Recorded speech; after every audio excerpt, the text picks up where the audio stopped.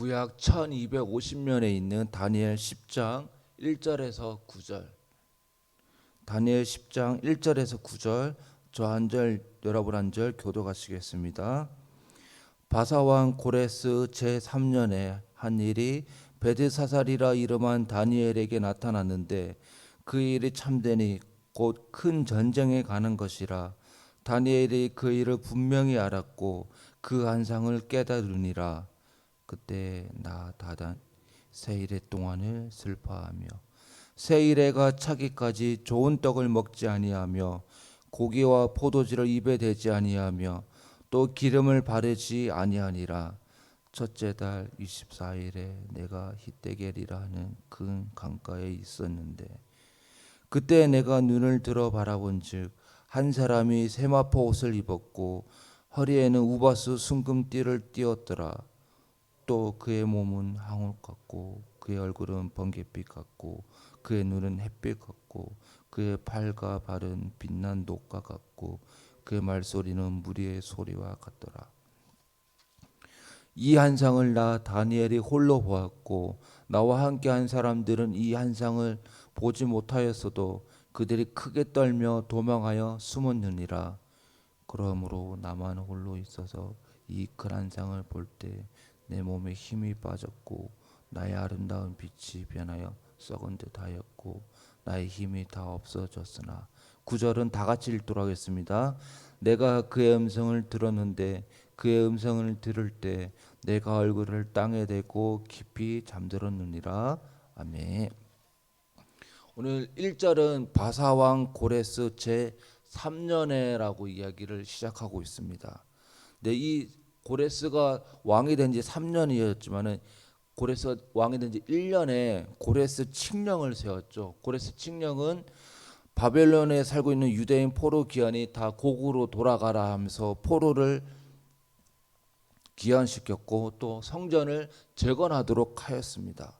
그래서 그들이 포로에서 해방되어졌고 그들이 그토록 원하던 성전 재건을 고레스 1년에 그런 칙령을 통하여서 시작이 되었지만은 다른 민족들의 저항으로 성전 재건은 중단되고 또 고국으로 돌아왔지만은 70년 만에 돌아온 것이니 만만치 않은 삶이 그들을 기다리고 있었습니다. 그래서 이 1년의 칙령이 내려지고 고레스 왕 제3년에는 돌아왔고 성전이 재건되었지만 그것이 중단되어졌고 그래서 만만치 않은 삶으로 인해서 백성들의 삶은 실망하고 좌절하고 그들이 꿈꿔온 만큼 그런 맑은 미래가 아니었다라는 것을 현실적인 그런 어려움을 겪게 되었던 상황입니다. 그리고 또 1절에 보시면 큰 전쟁에 가는 한상을 보았다라고 합니다. 이 큰 전쟁에 가는 한상은 10장 말고 11장, 12장에서 구체적으로 그것이 무엇인지 설명하고 있습니다. 그런데 이 큰 전쟁에 관한 한상은 미래에 이스라엘과 또 이스라엘과 관련된 나라들이 겪게 되는 한상인데요. 그 전쟁에 이스라엘이 고통을 당하게 될 것이다라는 내용입니다.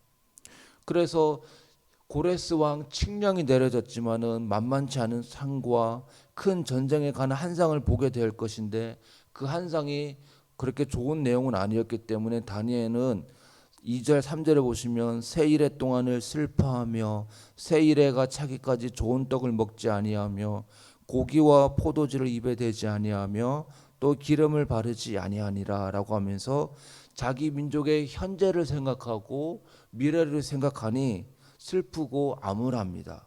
그래서 결단의 의미로 음식을 절제하며 탄식하고 있습니다. 다니엘은 민족의 현재적 고통과 미래에 닥칠 어려움을 생각하며 몸으로 아파하고 몸으로 자신의 슬픔을 표현하고 있습니다. 그런 민족의 아픔을 위해 기도하기 전에 온 몸과 마음으로 공감하고 탄식하고 있습니다. 그래서 우리도 민족의 아픔에 전심으로 공감하고 아파하는 사람이 되어야 함을 보게 되었습니다. 이 민족의 한국 교회적으로 아니면 또 국가적으로 여러 가지 어려움들이 있는데 그것이 나의 아픔으로 여기고 또 이 민족의 고통을 같이 아파하며 슬퍼하고 공감하였던 다니엘처럼 우리도 그러한 사람이 되어져야 함을 보게 되었습니다. 그리고 계속 이 한상을 보면서 다니엘이 히데겔이라는 큰 강가에 있었는데 어느 한 사람을 보게 되었습니다. 그는 세마포 옷을 입었고 허리에는 우버스 순금띠를 띠었습니다.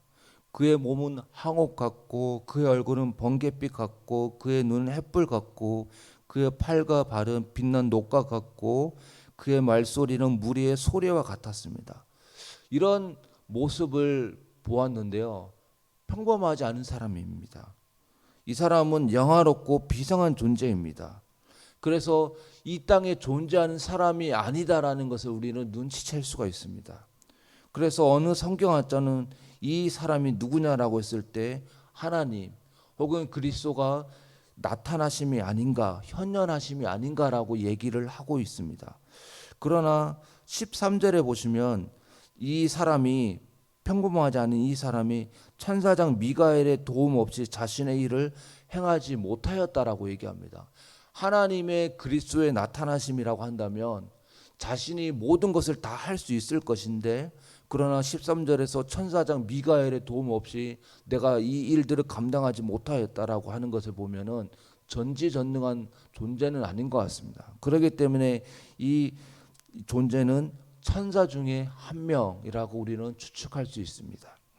그런데 이 사람이 천사 중에 한 명이었던 사람이 이렇게 영광의 강체를 나타났다는 것은 우리가 어떻게 생각할 수 있냐면은 그가 하나님 보좌 옆에서 하나님을 모셨던 천사였습니다.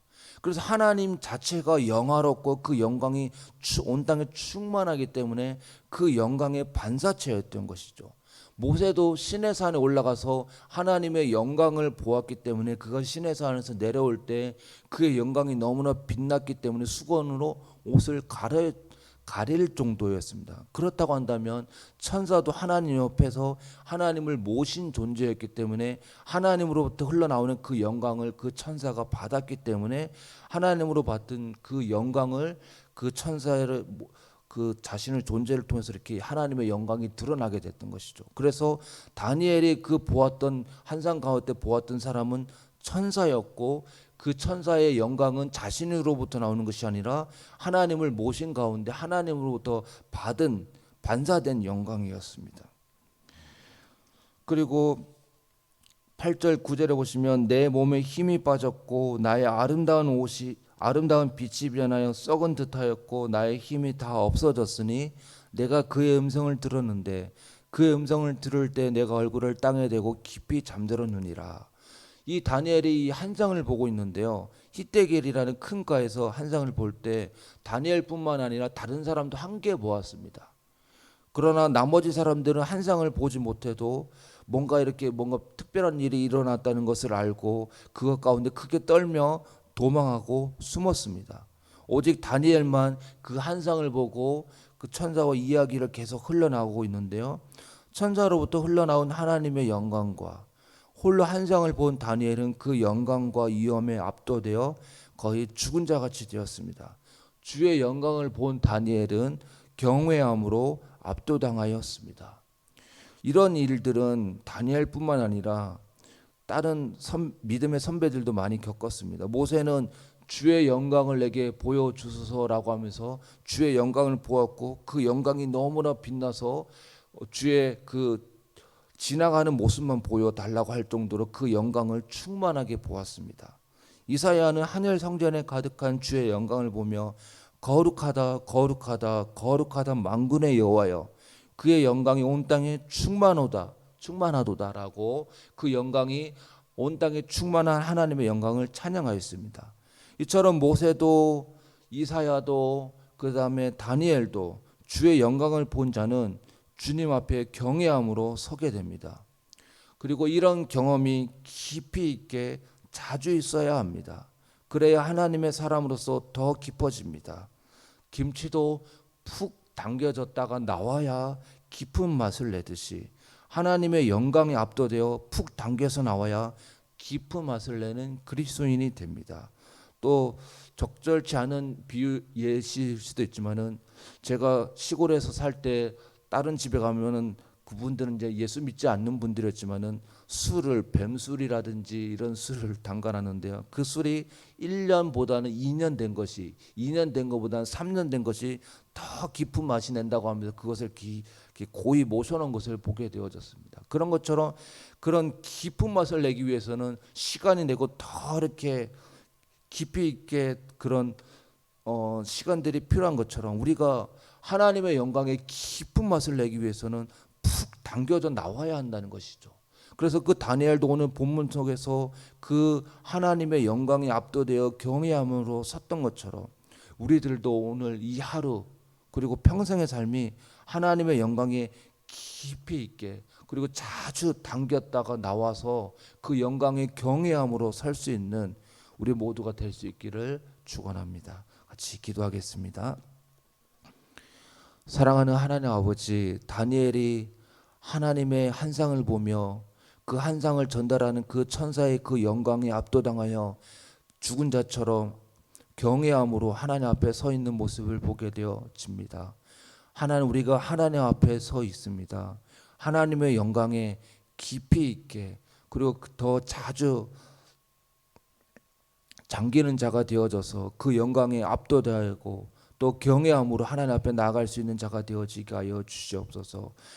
모세가 그러했고 이사야가 그러했던 것처럼 온 땅에 충만한 하나님의 영광을 보게 하여 주시옵소서. 그래서 우리 자신으로부터가 아니라 내 안에 계신 예수님을 통해서 하나님의 영광이 흘러가게 하여 주시옵소서. 이 모든 말씀 예수 그리스도의 이름으로 기도합나이다. 아멘.